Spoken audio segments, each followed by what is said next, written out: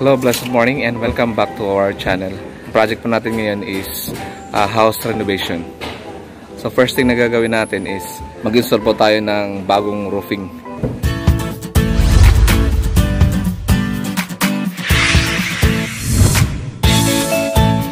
Ito yung existing house na i-renovate. Dumating na ang mga materials natin. Katulad nito, hollow blocks. Nandito na rin yung mga semento at buhangin.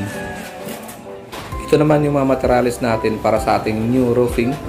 Ang mga tubulars and C-purlins. First thing na ginawa natin, tinanggal muna natin ang mga lumang trusses sa ibabaw ng pader para mailatag natin ang mga hollow blocks.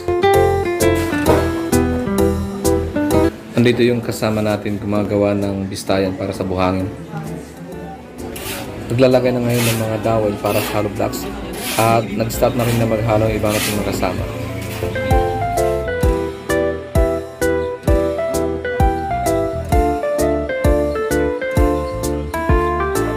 Nalagyan na rin ng itong patong na hollow blocks may baba ng biga at naikabit na rin yung unang 2x4 tubular para sa ating rafter. 1.5 mm ang kapal ng 2x4 na tubular. So ngayon, tinatanggal na rin yung lumang gutter ng bahay. Tinoklap natin yung bubong sa may part na pag-asintahan ng mga hollow blocks at pagtatayuan ng mga poste. Makikita natin dyan yung mga existing na poste. Ayan.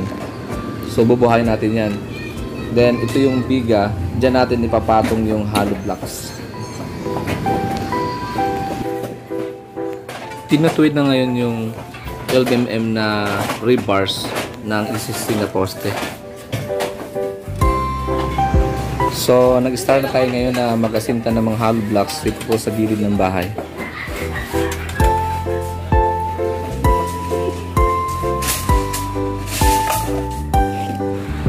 Sa opposite side nitong bahay, nag-start na rin tayo na mag-asinta ng mga hollow blocks.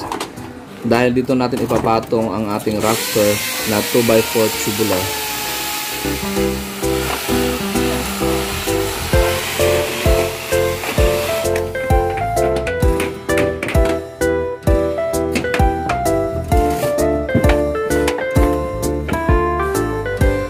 So, day 3 natin ngayon sa project natin dito sa pag-install ng roofing. So medyo natatagalan tayo kasi nag-aasinta pa ng mga hollow blocks para pagpatungan ng mga rafter. And so ngayon ginagawa is kino-continue ang pag-piles ng hollow blocks. So meron ditong 5 poste. Yan, 1, 2, 3, 4, 5 poste na bubuhayin natin para pagkapitan nitong mga hollow blocks. Para tumibay itong hollow blocks pagkakapit.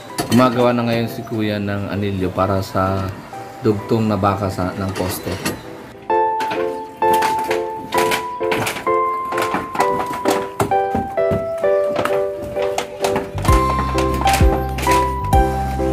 Nag-start na rin na magpalitada dito sa opposite side ng bahay. Magawa si Kuya ng forma para sa poste. Kinakabit na itong forma dito sa poste na ito. Then after that, bubuhusan natin mamaya. Itong mga rebars ng poste, lalagyan din natin ng forma. Then after that, bubuhusan din natin itong dalawa na to. Inakit natin yung iba pang mga C-purlins dito sa taas ng bubong. Ito yung mga 2x4 na tubular para sa ating rafter at mga 2x3 na C-purlins para sa ating pamakuan. So ngayon, pinaumpisa na natin na mag-apply ng epoxy primer na red oxide para sa ating mga tubular para hindi siya kalawangin. Okay guys, so nag-start na tayo na ngayon na magbuhos dito sa mga poste.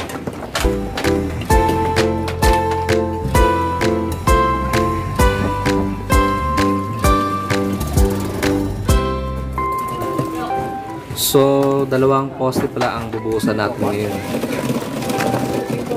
So, tinanggal na rin yung mga forma yung binuhusan namin kahapon. Tsaka yung isa.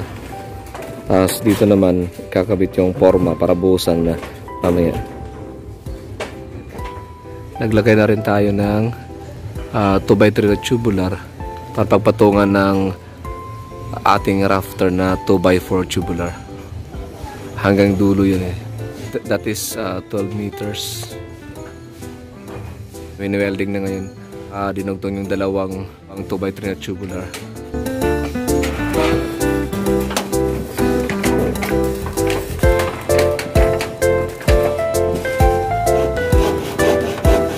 Yan, naglalagay na ng scaffoldings dito para may ditungtungan dito para pag kinakit yung gutter.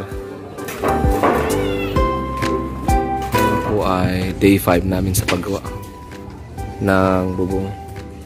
Nilalagyan na natin ngayon ng tubular dun sa may harapan para magpantay itong mga tubular na 2x4. So yan, nililibilan ngayon ni Kuya paglalagyan ng pagpapatungan ng tubular na 2x4. 9 na rafter ang ikakabit natin dito kasama na yung sa may bandang dulo. Yan, so kinakabit na natin ngayon ang mga rafter itong ating bubong. So 1.2 ang pagitan ng mga rafter, 1.2 meters.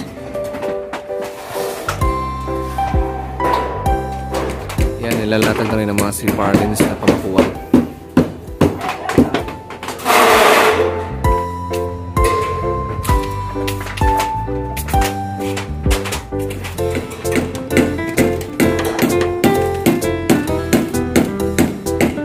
Pato na natin yung mga C-purlins, 2x3 C-purlins.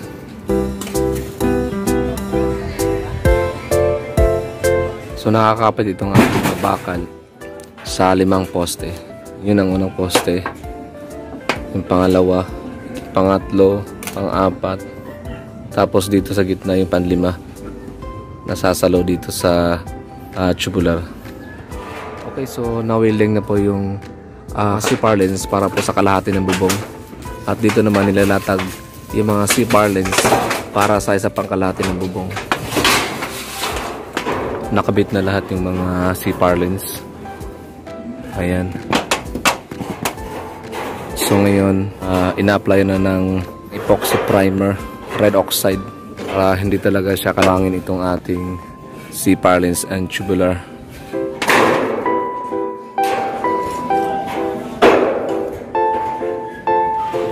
So ito pala yung ginagamit natin na epoxy primer, red oxide. Ang brand nito is Pinnacle. So meron itong kasamang epoxy catalyst kapag bumili ka ng epoxy primer. Nandito na yung rib type na Yero, 12 feet long.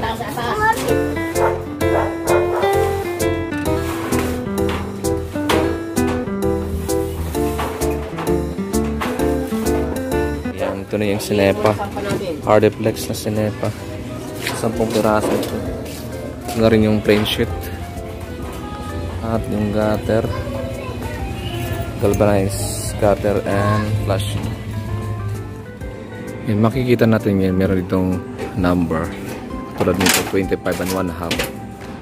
So 25 and 1/2 ang idudugtong natin na 2x4 na tubular mula rito hanggang dito sa may tanse. Tapos itong tansin na to nakahulog to pababa doon sa may bakod. So yan, dudugtungan lahat ng mga tubular na to, katulad din nito, 26 and 1/2. So yun, ang idudugtong natin dito na tubular is 26 and 1/2.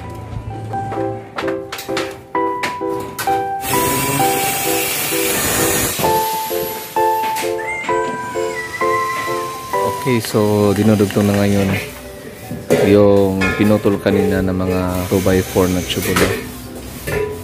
So dito banda ilalagay natin yung gutter.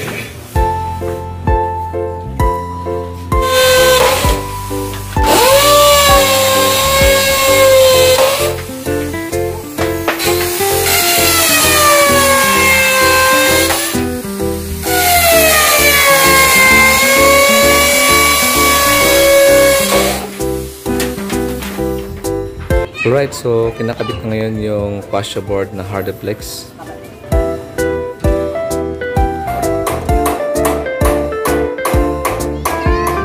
Nakakabit na yung apat na fascia board na Hardiplex. Tapos kuya naman, pinagdugtong-dugtong na niya yung mga gutter para may kabit na dun sa taas. So, binabaklas na ngayon yung yung mga yero. Tapos dito naman, nasimbolan ni kuya yung gutter. Lalagyan ng rivets.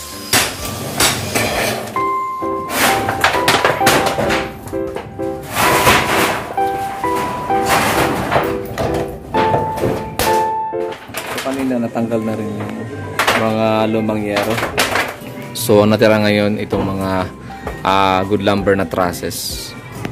So tinatanggal na ngayon yung mga kahoy, good lumber na trusses. Yan, tatanggal itong mga ceiling joist tsaka yung kasama. So bali dalawang 12 feet ang gagamitin natin dito. 7 meters tong haba nitong bubungan. Inumpisa na nila ngayon na ikabit yung gutter. So naikasa na yung gutter, pero dudugtungan pa yun sa may bandang dulo kasi ginagawa pa natin yung bandang dulo, yung rafter doon. So inaayos na yung yero para malagyan na ng tech screw.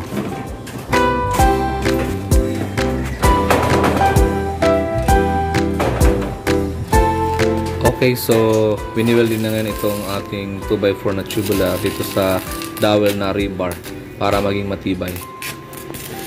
So lahat ng mga rafter na yan, i-weld natin yan sa rebar.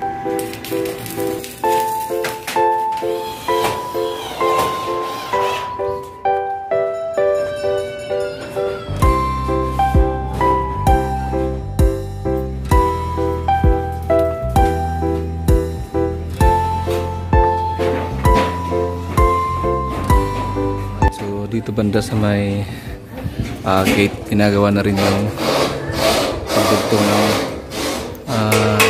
CPR lines. Kasi doon banda kinakabit na yung mga yero.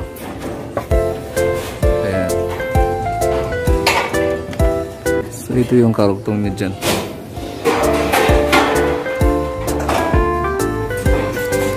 Akyat tayo.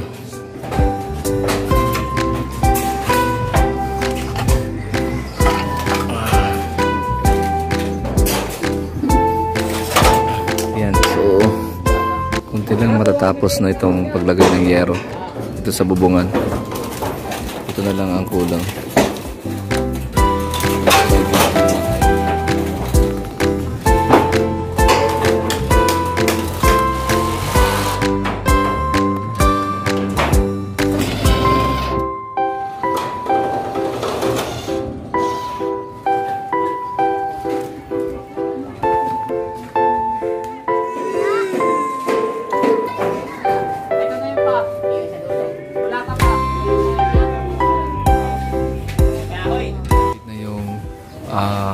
Yero, 10 helera.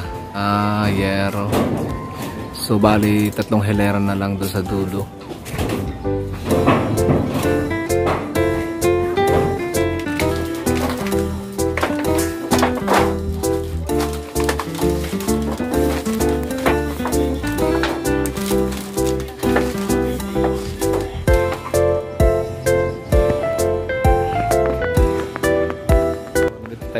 Sa bubungan pang 10 days na namin ngayon. O yung ibang mga yero yan nakakabit na. Then yung kulang na lang yung doon banda, mga 2 helera or 4 na yero. Nilagyan na ng Bulkasil ang mga tech screw.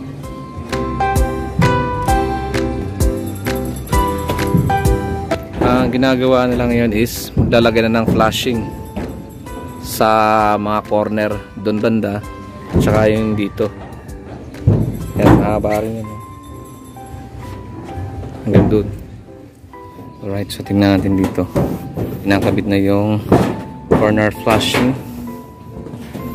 Ayan. 1, 2, 3. Mga tatlong corner flashing dito sa bandang side na to.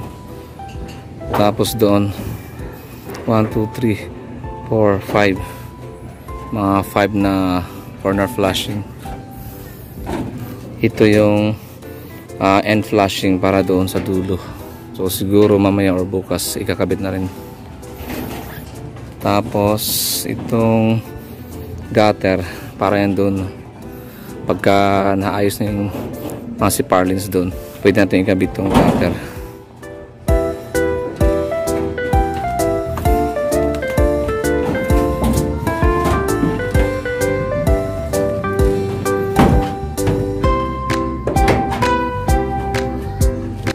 Yan, nalagyan na rin ng volcasin.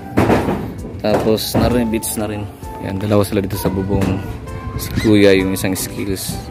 Tapos yung assistant niya. So blind rivets 1/8 by 1/2 to eh. Size 1/8 by 1/2. Nagamit namin dito sa flashing.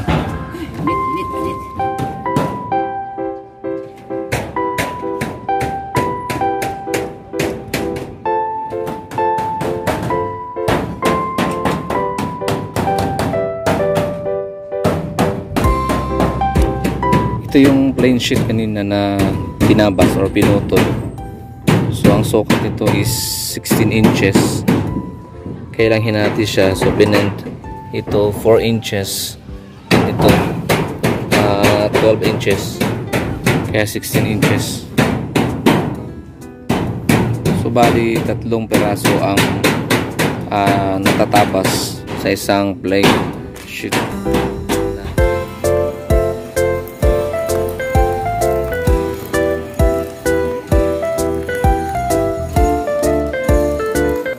Tapos na rin yung pag-welding ng mga 2x4 tubular, tsaka itong C-purlins dito sa may bandang gate. Then mailalatag na natin yung mga yero. Ilalagyan na ng epoxy primer itong huling mga C-purlins para lalagyan na rin ng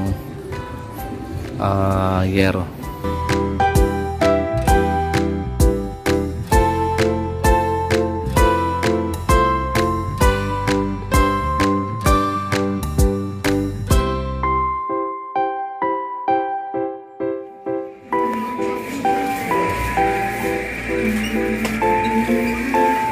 Kapit na ang buong gutter mula rito hanggang sa dulo. Tapos nalagyan na rin ng mga brace. Yung ginamit natin dyan is flat bar para matibay. Tapos nakabit na rin ang lahat ng mga yero. Then yung mga corner flashing nakabit na rin doon tsaka dito banda. Tapos ngayon kinakabit na rin yung end flashing.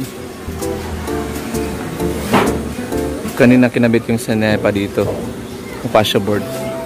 So ngayon ito yung final natin, ikabit yung end flashing. Ngayong araw na ito matatapos na itong pag-install ng bubong. Next time sundan natin uli ang ating mga video sa ating house renovation dito po sa lugar ng Malabon.